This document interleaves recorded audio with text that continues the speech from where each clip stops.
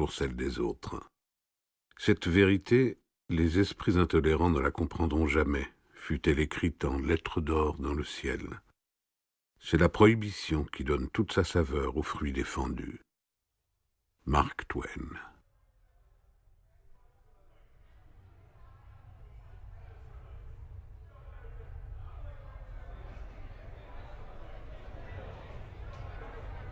Durant plus d'un siècle, l'Amérique a été le théâtre de violents débats sur la question très ancienne de la répression de l'alcoolisme. À l'issue d'une bataille acharnée, un amendement à la Constitution des États-Unis instaure la prohibition. Du jour au lendemain, des millions de citoyens américains basculent dans l'illégalité.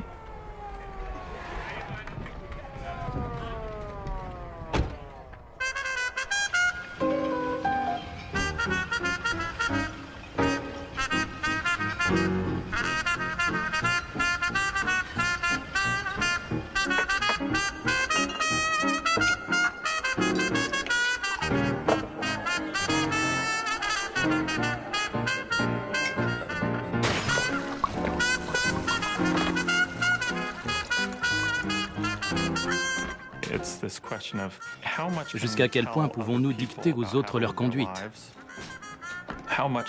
Est-ce qu'on peut tout régenter dans une société ou régler tous les problèmes qui se posent autour de nous?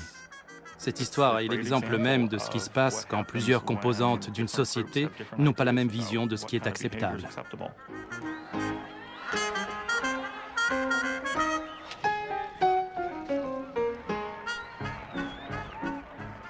La prohibition dresse la population rurale contre celle des villes, les citoyens de souche contre les nouveaux arrivants, les protestants contre les catholiques. Se pose alors la question du rôle du gouvernement, des droits et des responsabilités individuelles, de la mise en place de cette loi, de ses objectifs et de ses effets pervers. Mais aussi une autre question plus profonde. Qu'est-ce qu'un vrai Américain ?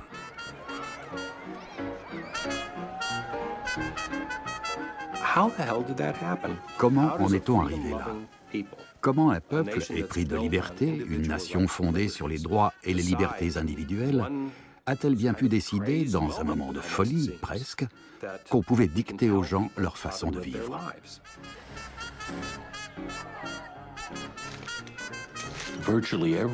Pratiquement tous les articles de la Constitution américaine visent à étendre la liberté des hommes, à part la prohibition, qui bride cette liberté.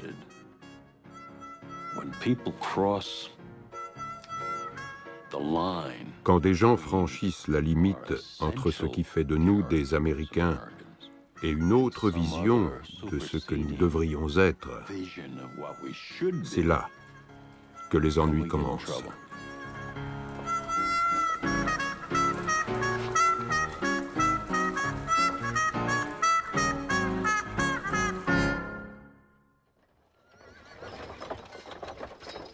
On dit que les Anglais ne font rien sans avoir le ventre plein.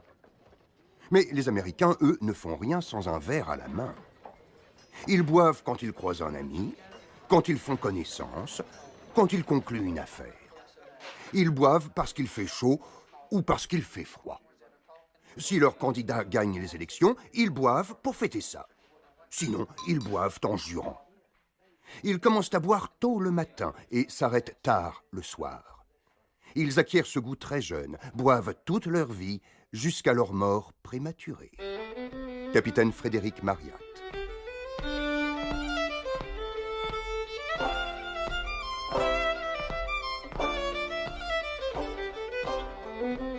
Dès le début de l'histoire des États-Unis, l'alcool fait partie du folklore américain, au même titre que l'apple pie. Les cales du Mayflower, le navire qui dépose les premiers puritains sur les côtes du Massachusetts, sont remplis de tonneaux de bière. Lorsque ces troupes passent l'hiver à Valley Forge, en pleine guerre d'indépendance, George Washington tient à ce que les hommes reçoivent une demi-tasse de rhum chaque jour et une demi de whisky lorsque le rhum vient à manquer. John Adams, le deuxième président des États-Unis, ne commence sa journée qu'après avoir bu une chope de cidre. Thomas Jefferson, son successeur, réunit une cave de vin français et rêve qu'un jour, le vignoble américain soit aussi réputé que celui de France. Les médecins plébiscitent le whisky, le cidre, le brandy, le rhum et la bière, qui, selon eux, sont meilleurs pour leurs patients que l'eau tirée des rivières boueuses et des mares stagnantes. Les pasteurs boivent comme les artisans et les terrassiers ou les hommes qui se rassemblent pour construire les granges. On boit aux baptêmes, aux enterrements, aux élections et aux pendaisons publiques. Ça fait partie des moments festifs, des moments de partage, des rites sociaux. Ça a toujours été comme ça, et c'est très révélateur. Peut-être qu'on ne saura jamais pourquoi on en a besoin, mais on en a besoin.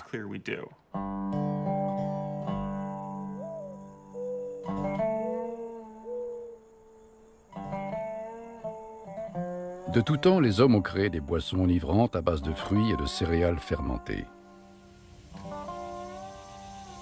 Mais au début du XIXe siècle, les alcools distillés, beaucoup plus forts comme le rhum ou le whisky, sont de plus en plus disponibles.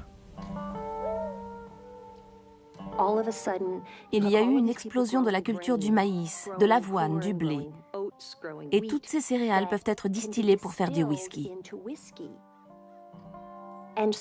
Jusque-là, c'était la bière qui accompagnait les rituels quotidiens. Les fermiers en buvaient au petit déjeuner, au déjeuner, au dîner et au souper, mais elle contenait 2 degrés d'alcool. Et brusquement, les gens ont remplacé la bière par du whisky. Il a fallu un moment pour que la société se dise « Attendez, il y a un gros problème là !»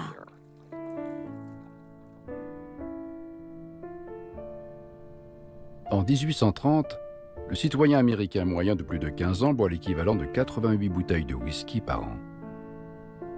3 fois plus que ses descendants du XXIe siècle. Chaque année, l'achat d'alcool par les Américains dépasse les dépenses du gouvernement fédéral. Les prisons, les maisons de correction et les hospices débordent de soulards. De plus en plus de voix expriment leur inquiétude de voir le pays devenir une nation d'ivrognes. Et tandis que bon nombre d'époux, de pères et de fils gaspillent leur salaire dans les tavernes, les femmes et les enfants trinquent, maltraités, abandonnés, privés d'abri et de nourriture. Les allusions aux souleries du samedi soir sont légion. Le père de famille commence par quitter la maison pour se rendre dans un saloon. Il y boit jusqu'à plus soif, puis il rentre chez lui et là, il fait absolument ce qu'il veut. À l'époque, on ne divorce pas. Il n'existe aucune forme de protection contre la violence conjugale. Le viol marital est un sujet tabou. Mais à travers le prisme de l'alcoolisme et de ses effets sur les hommes, on peut en parler.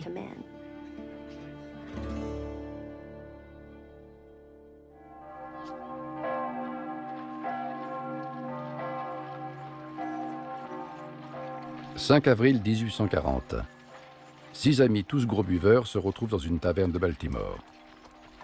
Ensemble, ils font le serment de ne plus jamais boire une seule goutte d'alcool et créent ce qu'ils appellent fièrement une société de buveurs repentis, à laquelle ils donnent le nom du premier président américain, George Washington. La nouvelle se répand. Bientôt, d'autres sociétés washingtoniennes voient le jour dans chaque État. À travers le pays, des milliers d'alcooliques, souvent émus aux larmes, participent à des réunions où ils confessent leurs vices et font la promesse de ne plus boire. Au total, plus de 500 000 hommes signent ce serment d'abstinence. Les membres des sociétés washingtoniennes racontaient leur vécu à leur père et à ceux qu'ils voulaient convaincre. C'était une démarche forte, très personnelle. Il n'y avait pas de figure autoritaire qui vous dictait votre conduite du haut d'une chaire. C'était un face-à-face. La méthode déplaît fortement aux pasteurs. Ils dénoncent le caractère blasphématoire des Washingtoniens qui osent prétendre remettre leurs compagnons d'infortune sur le droit chemin sans passer par l'Église.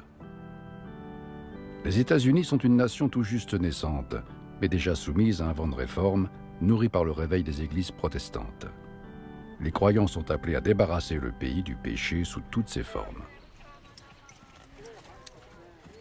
Les réformateurs en croisade contre l'esclavage voient la boisson et ses ravages sur les individus, leurs familles et la communauté comme un fléau tout aussi honteux et dégradant. Adepte de la tempérance, il commence par plaider la modération et ne fustige que les alcools forts, comme le rhum ou le whisky. Mais très vite, de nombreuses voix s'élèvent pour exiger le régime sec, l'abstinence totale avec un grand T. De nouvelles organisations adossées aux églises voient le jour. Les Fils de la Tempérance, les Chevaliers de Jéricho, les Templiers de l'Honneur et de la Tempérance, l'Ordre indépendant des bons Templiers. Les femmes étaient les piliers de ces organisations. C'est dans ces mouvements que les femmes américaines ont pour la première fois eu voix au chapitre.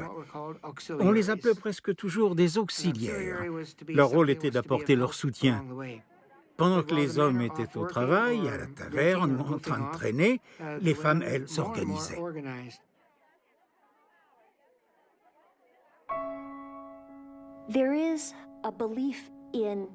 Il y a cette foi dans l'idée que la nature humaine est perfectible, que l'homme peut atteindre la perfection, et l'alcool est le ver dans la pomme. Sans lui, on pourrait avoir un mariage heureux, un mari idéal, une communauté parfaite. L'alcool va devenir une sorte de bouc émissaire de tous les échecs de la société. Sans lui, il n'y aurait pas de pauvreté, de violence conjugale et sûrement pas de prostitution. Ceux qui prônent la tempérance se disent que finalement, la seule solution morale à ce problème, c'est l'interdiction pure et simple de l'alcool.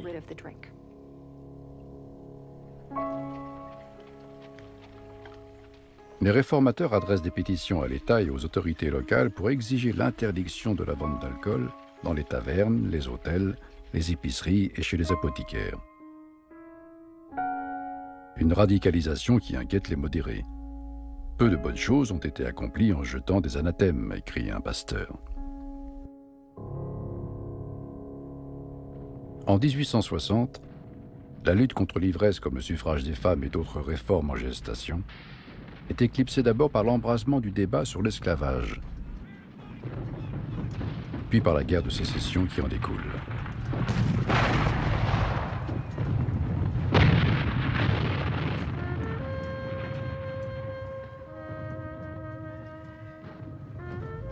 Les ligues de tempérance voient leurs rangs s'éclaircir. Soldats et civils trouvent en partie dans l'alcool le moyen de noyer leur chagrin et d'oublier les horreurs de la guerre. En 1862, c'est même le gouvernement fédéral qui, soucieux de financer le conflit, encourage le commerce de l'alcool. Désormais, les débits de boissons doivent s'acquitter d'une licence de $20. Les fabricants se voient imposer un droit de 5 cents par litre de spiritueux produit et $1 pour chaque tonneau de bière. En quelques années, les taxes sur l'alcool finissent par représenter un bon tiers du budget fédéral.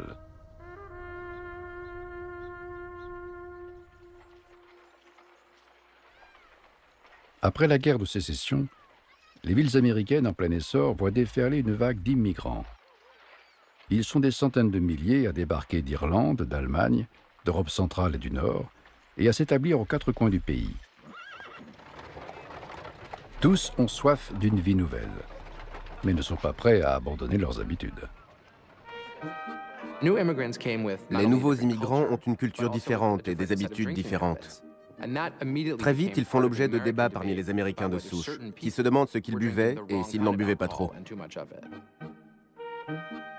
Eberhard Annhäuser, Valentin Platz, Adolphus Busch, Bernhard Stroh, Frédéric Miller, Frédéric Pabst, Frédéric et Maximilian Schäfer, Joseph Schlitz. Une légion d'entrepreneurs germano-américains s'enrichit en étanchant la soif de bière des nouveaux arrivants. En 1850, ils ont brassé 136 millions de litres. En 1870, leur production dépasse les 2 milliards de litres. Soucieux de protéger leurs intérêts, ils forment un lobby, l'Association des brasseurs américains. Leurs échanges et leurs réunions se font exclusivement en allemand.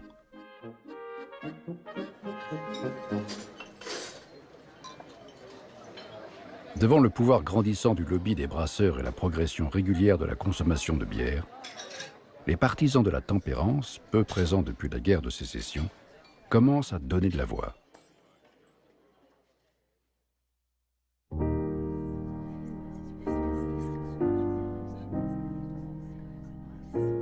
Chaque tourbillon naît à l'endroit précis que lui dictent les lois de la nature.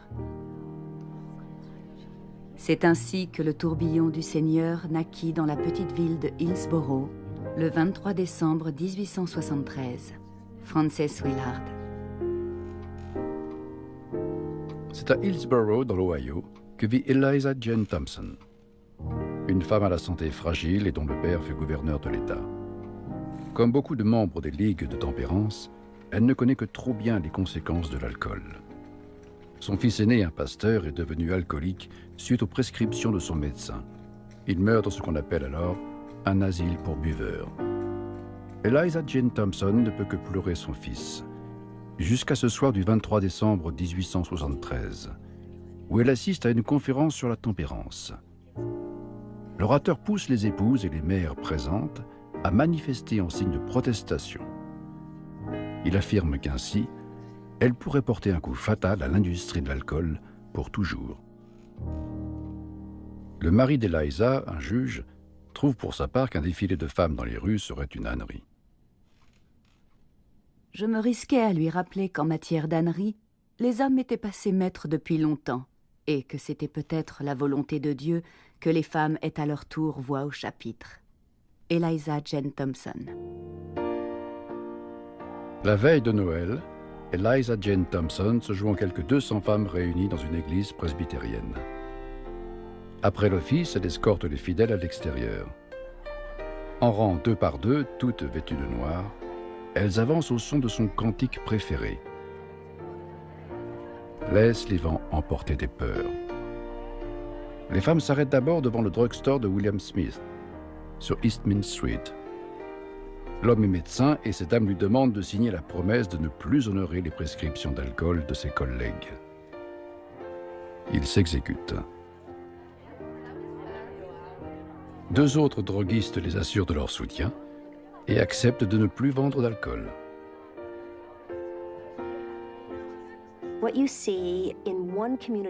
Voilà que dans une communauté de l'Ohio, les femmes réagissent. Elles sortent de leur foyer et se rassemblent devant un saloon. Elles s'agenouillent et se mettent à prier. Elles en bloquent carrément l'entrée. C'est à la fois un acte de désobéissance civile, mais en même temps, ça reste dans les limites de ce qui est acceptable à l'époque venant d'une femme. Le mouvement va se répandre comme une traînée de poudre. En quelques jours, le phénomène gagne tout l'État de l'Ohio. La croisade des femmes est née. Dans l'Ohio, le marasme gagne tous les commerces de la ville de London. Les écoles ont fermé et la guerre est dans tous les esprits. Des tabernacles portatifs sont transportés de saloon en saloon et installés devant leurs portes. Les femmes y prient et chantent. New York Times, 19 et 21 février 1874. Dans les grandes villes où les populations d'immigrés sont plus nombreuses, les femmes affrontent des situations autrement plus difficiles. Comme à Cincinnati, où les pompiers les aspergent d'eau glacée. Des barman font mine de les accueillir dans leur saloon, puis leur jettent des seaux de bière avant de les mettre à la porte, sous la neige. Malgré tout, la croisade dépasse les frontières de l'Ohio et se déplace vers l'ouest jusqu'à gagner San Francisco. Là, une foule en colère, échauffée par la Société des patrons de saloon de San Francisco, jette des pierres à un groupe de femmes qui prient pacifiquement.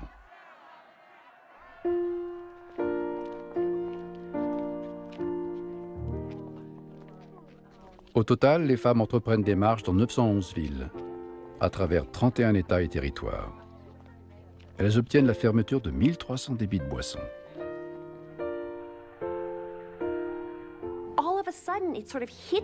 Brusquement, elles se sont rendues compte que la contestation, c'était beaucoup de travail.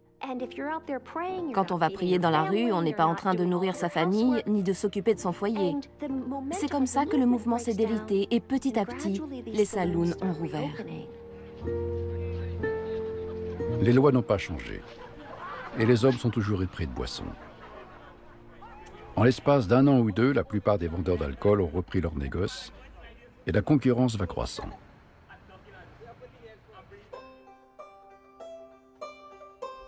Pour se relancer, le mouvement pour la tempérance se trouve une figure de proue. Frances Elizabeth Caroline Willard. Fin stratège. La voici bientôt à la tête d'une armée non violente de 250 000 soldats contre l'ivresse. L'Union chrétienne des femmes pour la tempérance. Frances Willard est une grande figure méconnue de l'histoire américaine. Il fut un temps où, aux États-Unis, chaque enfant la connaissait, au même titre que Betsy Ross, qui a confectionné la première bannière étoilée. C'est dire son importance.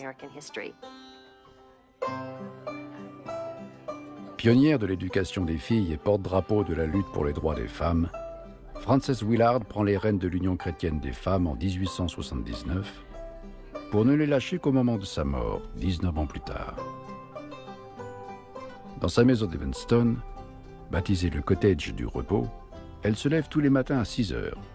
Et 8 heures durant, elle dicte des lettres, des discours, des articles et des livres à sa secrétaire et compagne de longue date, Anna Gordon. Pour autant, les deux femmes sont rarement chez elles. Au cours des 9 premières années de son mandat, Frances affirme avoir prononcé des discours dans plus de 1000 villes américaines, dont toutes celles de plus de 10 000 habitants, et la plupart de celles de 5000. Elle noue une alliance entre l'Union chrétienne des femmes pour la tempérance et le mouvement pour le suffrage féminin, et entraîne à sa suite des milliers de femmes dans ce combat. Pour convaincre les plus timides, elle scande un slogan résolument conservateur: la protection du foyer. Celles qui trouvent inconvenant d'exiger le droit de vote peuvent dès lors y voir un moyen de trouver une arme contre la tyrannie de la boisson.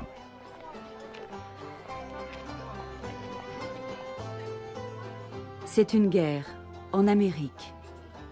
Une guerre de mères et de filles, de sœurs et d'épouses. Une guerre entre les vendeurs de rhum et la religion. Deux mondes à couteau tiré. Il ne peut y avoir qu'un seul vainqueur. Mais lequel? Frances Willard.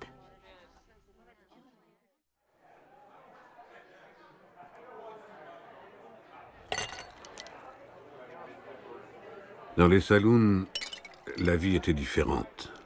Les hommes parlaient fort, riaient fort. L'ambiance était formidable. Qu'il était loin le quotidien terne où il ne se passait jamais rien. La vie y était plus dynamique, parfois plus crue aussi. Oui, les saloons étaient des endroits terribles, terriblement merveilleux. Jack London.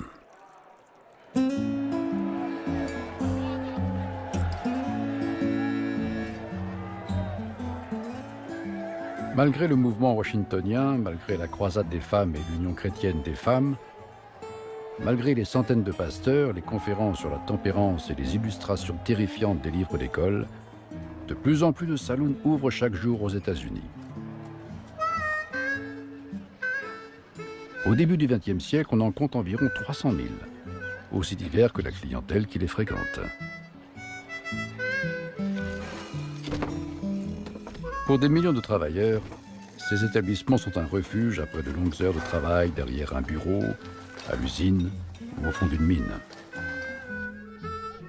C'est aussi là qu'on peut oublier les responsabilités que représente une famille. Le comptoir était bien plus qu'un simple appui, se souvient un homme. C'était le symbole de l'affranchissement masculin, de la virilité enfin libre de ses mouvements. Le saloon n'a pas la même fonction pour tout le monde. Quand on vit dans un appartement sordide, c'est votre salon. C'est le lieu de vos rencontres, l'endroit où se trouve celui qui vous aidera à traduire quelque chose. Votre barman est là pour veiller sur vous. Il arrive souvent qu'il vous rende plus de services que le prêtre de votre paroisse ou le policier du coin. La bière et le whisky ne sont donc pas les seuls attraits du saloon. On peut y encaisser sa paye, relever son courrier quand on n'a pas d'adresse fixe, lire le journal, apprendre l'anglais, jouer aux cartes ou au billard, voir qui embauche et même trouver un emploi. Les patrons de saloons de grandes villes ont souvent une casquette politique et distribuent les bonnes places à leurs amis. En 1890, parmi les conseillers municipaux de New York, on compte 11 propriétaires de bars. C'est dans les saloons que les syndicats se réunissent. Tout comme les groupes de vétérans, les fraternités, les associations d'immigrés, c'est là que les scrutins, les veillées mortuaires et les fêtes de baptême se déroulent. C'étaient les clubs privés de la classe ouvrière. Les protestants blancs et anglo-saxons des beaux quartiers avaient leur club pour les mêmes raisons. Sauf qu'on y parlait d'acheter le Venezuela. Mais à part ça, le principe était le même. Nouer des contacts. Ces endroits étaient rudes. Et la plupart du temps, les règles y étaient simples. Payer ses dettes, ne pas voter de façon dispersée, des choses comme ça.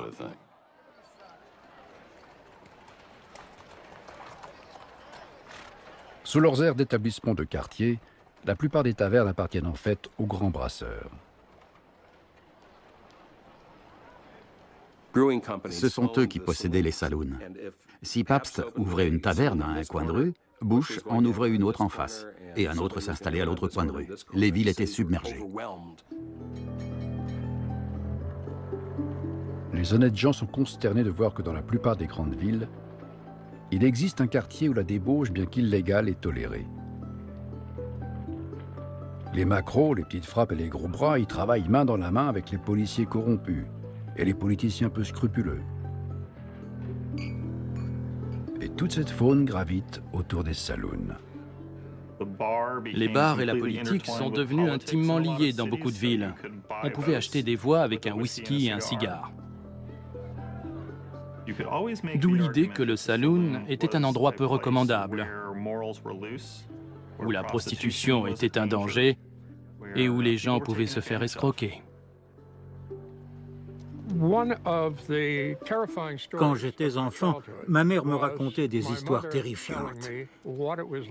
Elle-même était une immigrée irlandaise qui avait grandi dans le quartier de Hell's Kitchen, à Manhattan.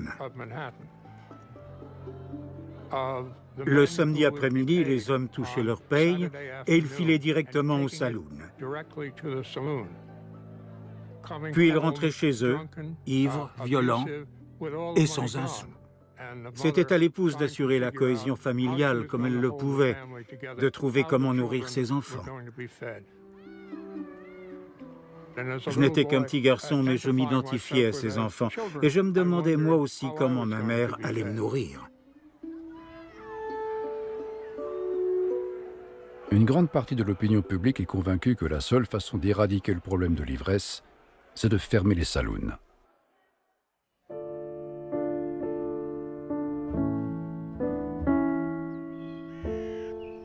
En 1893, à Oberlin, dans l'Ohio, une nouvelle organisation voit le jour, la Ligue anti-saloon.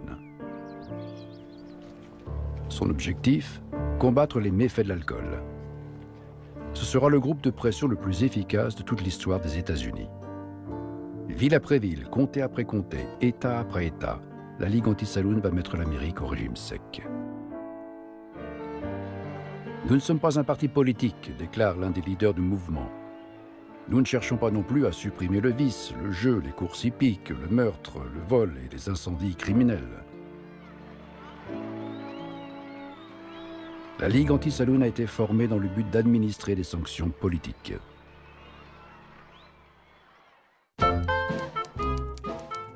La structure de l'organisation est plus ou moins calquée sur le modèle de l'entreprise moderne qui est déjà en train de transformer l'économie américaine.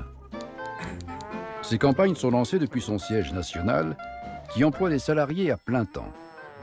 Leur mission, superviser le travail des milliers de volontaires, gérer les millions de cotisations annuelles et les collectes dans les églises, et faire tourner une imprimerie à Wisterville, dans l'Ohio. 300 tonnes de bulletins de propagande sont édités ici chaque mois.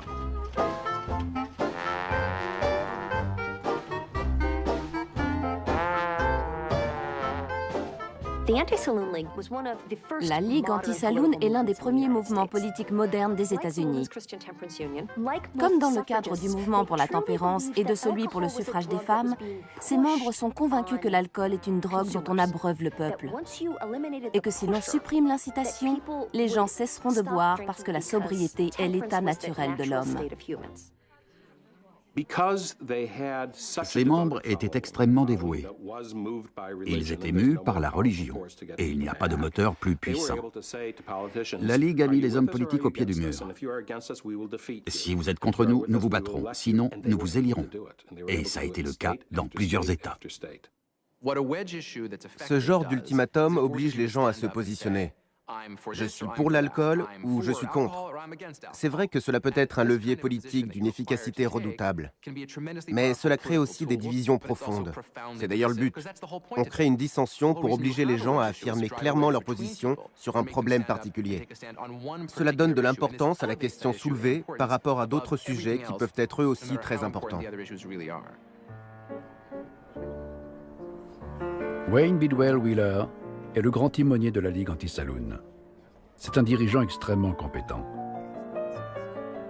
L'un de ses adjoints affirme même qu'il est capable de mettre le Sénat à genoux.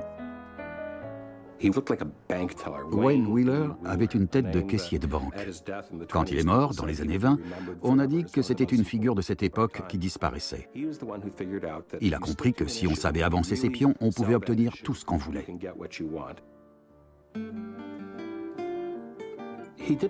Avoir la majorité lui importait peu. Lui, ce qu'il voulait, c'était glaner les voix marginales.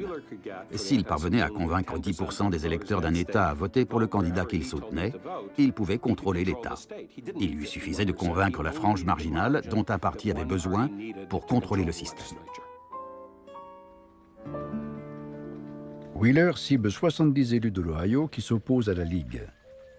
Sa technique est si efficace qu'en 1903, tous ont perdu leur mandat. En 1905, le très populaire gouverneur de l'État, un républicain du nom de Myron Herrick, lui-même réformateur, a l'audace de vouloir édulcorer une loi qui autorise chaque ville à décider elle-même d'interdire ou non la vente d'alcool. Aussitôt, Wayne Wheeler le traite de représentant des assassins.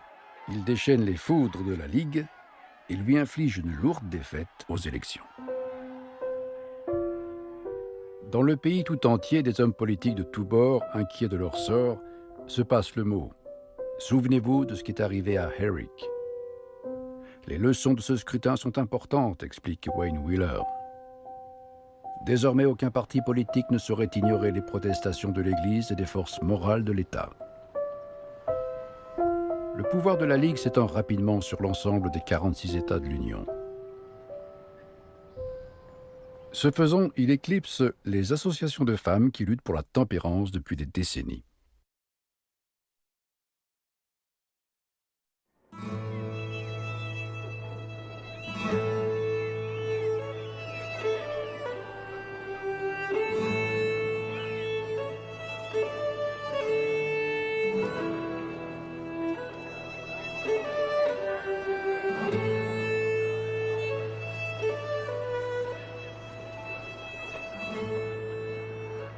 Lorsque le mouvement pour la tempérance voit le jour, moins d'un Américain sur 10 vit en ville. À présent, plus de la moitié y est installée. La population du pays a plus que décuplé avec l'afflux ininterrompu de millions d'immigrants dans les villes. Ils travaillent dans les aciéries, les abattoirs et sur les chaînes de montage. Ils transforment l'Amérique en une puissance industrielle.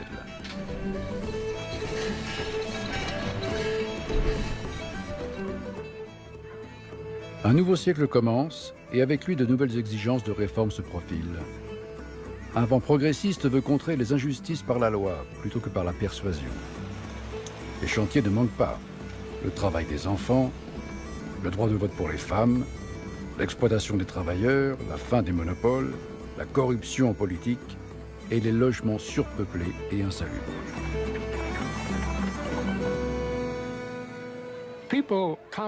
On croit souvent que la prohibition est née d'un mouvement conservateur. Pas du tout. Cette idée a été largement suivie par des progressistes qui voyaient en elle une réforme fondamentale. En partie parce que l'alcoolisme était un problème terrible, particulièrement pour les classes ouvrières d'ailleurs, pour les immigrés pauvres.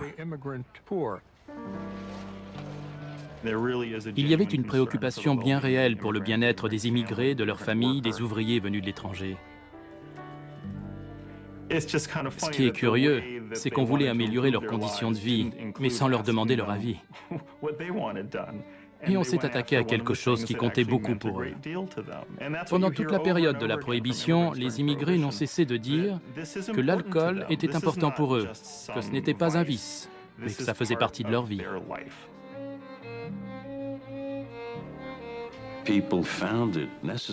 Aux yeux des citoyens de l'époque, l'Amérique est un pays anglo-saxon et blanc. Et voilà que débarquent tous ces catholiques, ces Irlandais et ces Italiens, sans parler de tous les Européens de l'Est, dont beaucoup de Juifs. Bref, des gens qui ne sont pas comme eux, et qui changent la nature même du pays. Ensemble, ils forment un alliage bien plus résistant que n'importe quel métal pris individuellement. Et il est évident que cela a tiré le pays vers le haut. Mais ça, personne ne voulait le croire. Dans les petites villes, surtout dans le Midwest, où les protestants de souche avaient une vie relativement stable, les grandes villes étaient perçues comme les antres du péché et de la débauche, dont le vote allait changer la nature du pays. Derrière tous ces discours sur la fermeture des bars, la Ligue anti-saloon visait surtout les immigrés. Sa préoccupation, c'était la clientèle de ces établissements. L'idée sous-jacente, c'est que ces gens-là n'étaient pas de vrais Américains.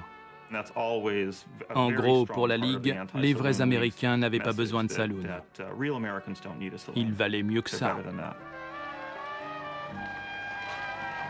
La Ligue anti-saloon est prête à exploiter les inquiétudes des petites villes. Ses opposants ne semblent pas mesurer sa détermination. C'était difficile pour les partisans de la vente d'alcool de s'organiser. Vous imaginez des gens défilant pour revendiquer le droit de boire du gin? Ça n'a pas la même allure qu'un mouvement porté par la morale comme celui des opposants à la consommation d'alcool. Pour empêcher les gens de boire, il ne suffit pas d'interdire l'alcool dans une ville. Il faut aussi l'interdire dans celle d'à côté, sinon les gens s'y rendront pour boire. Et le problème vaut bien sûr à l'échelle de tout l'État. Il est devenu de plus en plus évident qu'une régulation au niveau national s'imposait si on voulait vraiment bannir l'alcool. Il fallait une loi qui s'appliquerait partout, et ça ne pouvait se faire qu'en amendant la Constitution.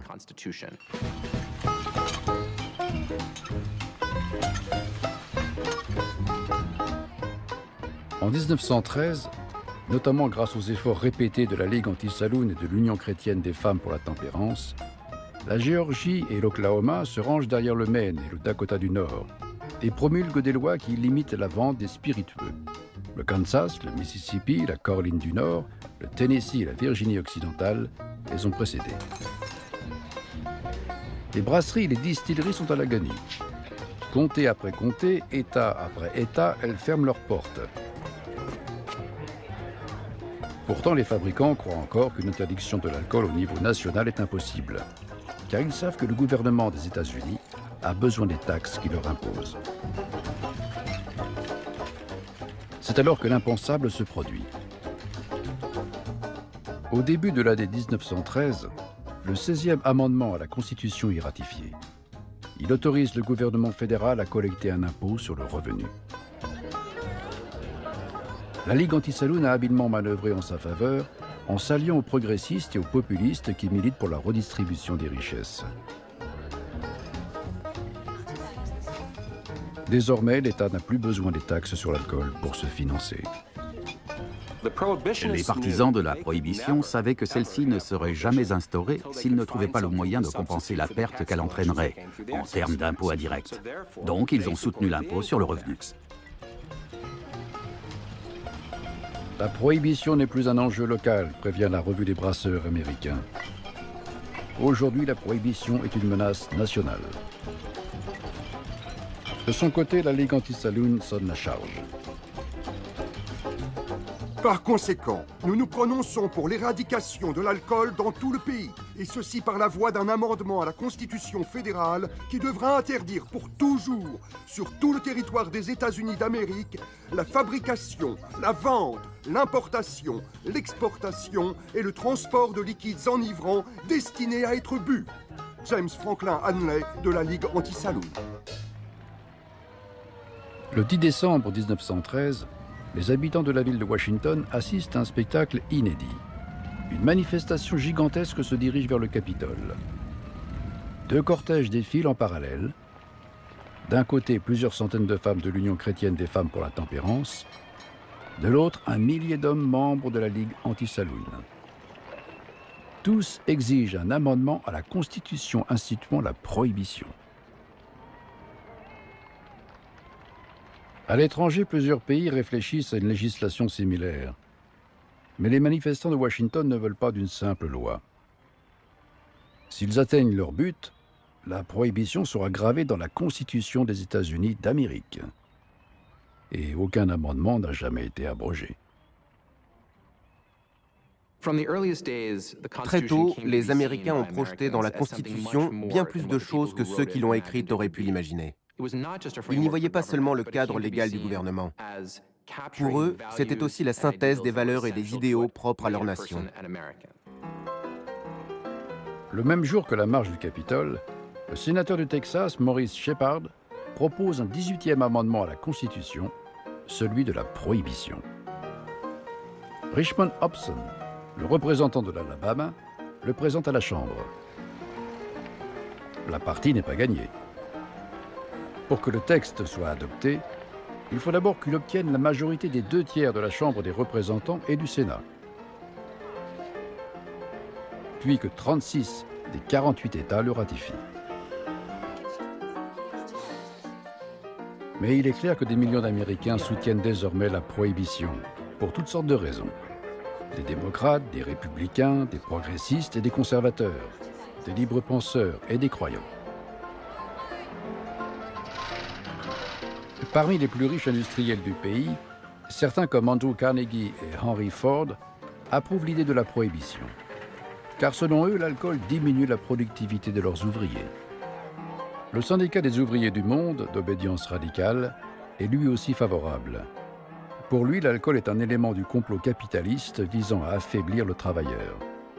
Le militant pour les droits civiques, Booker Washington, soutient également l'amendement, car il est convaincu que l'alcool nuit à l'ascension sociale des Noirs. Et des centaines de milliers de femmes blanches du Sud sont aussi pour, en partie parce qu'elles croient que l'alcool change les Noirs en brutes. Beaucoup de partisans de la prohibition et de la tempérance prônaient surtout ces idées pour les autres. À l'époque, la ségrégation était à son apogée et dans le sud des États-Unis, la campagne en faveur de la prohibition était motivée par la peur. Ce qui effrayait le plus les Blancs racistes du Sud, c'était un Noir avec un bulletin de vote dans une main et une bouteille dans l'autre. Ils étaient prêts à tout pour empêcher les Noirs d'accéder à ces deux choses.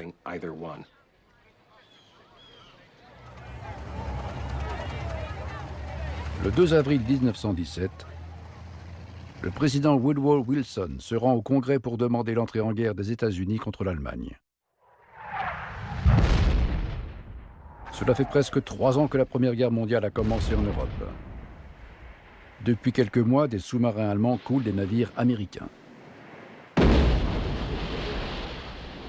Dans tout le pays, la colère gronde.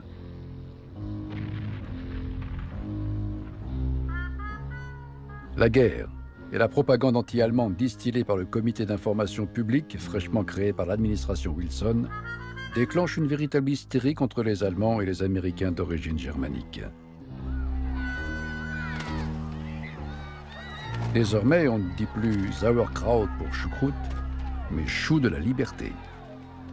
On lapide les teckels parce qu'ils sont d'origine allemande. Les petits Américains détruisent leur manuel d'allemand et dans l'Illinois, la foule lynche un citoyen américain dont le seul crime a été de s'adresser en allemand à son voisin. Dans ce climat délétère, les brasseurs germano-américains sont à l'agonie, tandis que Wayne Wheeler et sa ligue anti-saloon se frottent les mains. Une agence gouvernementale est créée pour faire de la propagande et attiser la haine de tout ce qui a trait à l'Allemagne. Pour les prohibitionnistes, c'est du pain béni. C'était exactement ce qu'il leur fallait pour gagner. L'ennemi allemand n'est pas que de l'autre côté de l'Atlantique. Il est aussi ici, dans ce pays. Et parmi ses représentants, les pires, les plus sournois, les plus menaçants se nomment Pabst, Schlitz, Blatz et Miller. John Strange. Wayne Wheeler œuvre pour qu'aux yeux des Américains, la bière soit associée à la trahison. La Ligue anti-saloon demande immédiatement que pendant le conflit, les précieuses céréales ne soient plus vendues aux brasseries ni aux distilleries. Le Congrès accepte. Pour la première fois, chaque citoyen américain est soumis à des restrictions fédérales en matière d'alcool.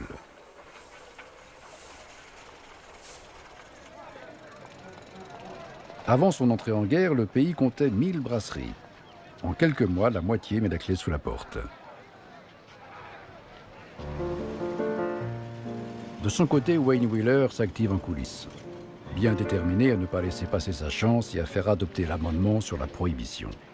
Le 1er août 1917, le Sénat approuve le texte. Les États américains ont d'abord 6 ans pour le ratifier, puis 7 après le vote de la Chambre des représentants. Malgré tout, les partisans de la vente d'alcool ne croient pas à la manœuvre. Le 18 décembre 1917, alors que la Chambre vote, Wayne Wheeler est présent dans les gradins. L'un de ses adversaires a dit que les représentants levaient la tête pour le voir, comme si c'était un consul romain. Ils ont voté selon ses consignes. En tout cas, quelle que soit votre position, vous opposez à Wheeler, c'était signer votre mort politique. L'amendement est adopté sans difficulté par la Chambre des représentants, à 282 voix contre 128. C'est à présent aux États de le ratifier. La Ligue anti-saloon et ses alliés n'ont que 84 mois pour convaincre plus de 5000 législateurs dans 36 États. Ils vont y parvenir en moins de 13 mois. Le 16 janvier 1919, le Nebraska devient le 36e État à ratifier le 18e amendement. Celui-ci entre en vigueur un an plus tard.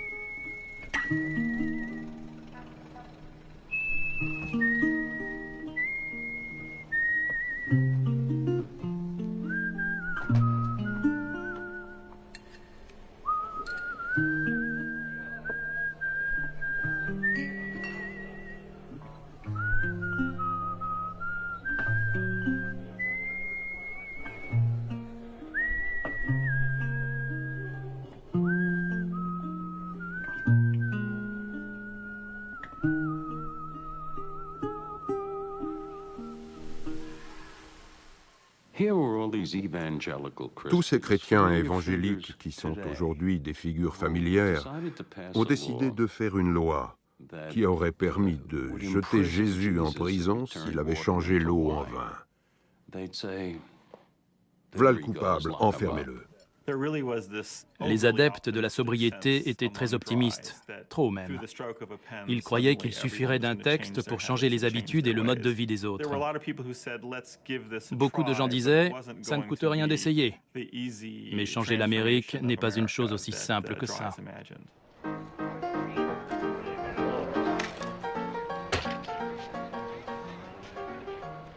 Près d'un siècle après le début du travail de fond entamé par les pasteurs, les groupes de femmes, les anciens alcooliques et les lobbies, les États-Unis d'Amérique deviennent officiellement un pays sans alcool.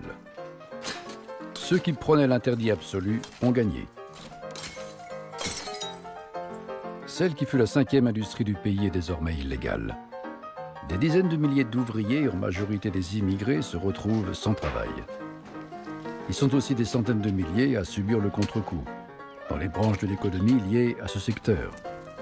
Routiers, tonneliers, embouteilleurs, cultivateurs de céréales, serveurs et barman. Au départ, la plupart des Américains, même ceux qui s'étaient opposés à la prohibition, font de leur mieux pour se plier à la nouvelle loi. Le mouvement anti-alcool était en grande partie idéaliste. Il y avait une telle foi dans la loi qu'on se disait qu'une fois inscrite dans la Constitution, dans l'ADN de la nation si vous voulez, une fois ratifiée par le Congrès et signée par le président, cette loi serait respectée comme les autres. Pourtant, à Chicago, quelques minutes après l'entrée en vigueur de la prohibition, 6 hommes masqués et armés de revolvers délestent 2 wagons de marchandises de leur cargaison de whisky. Un autre gang dérobe 4 tonneaux d'alcool de grain dans un entrepôt des douanes, tandis qu'un 3e groupe attaque un camion transportant du bourbon.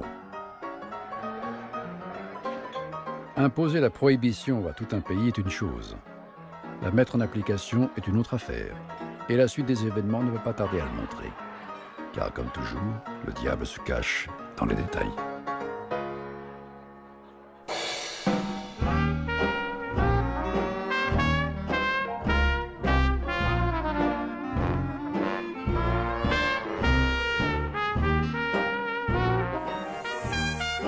Suite des événements donc dans un instant. Le 2e volet s'intitule « Les moque la loi ».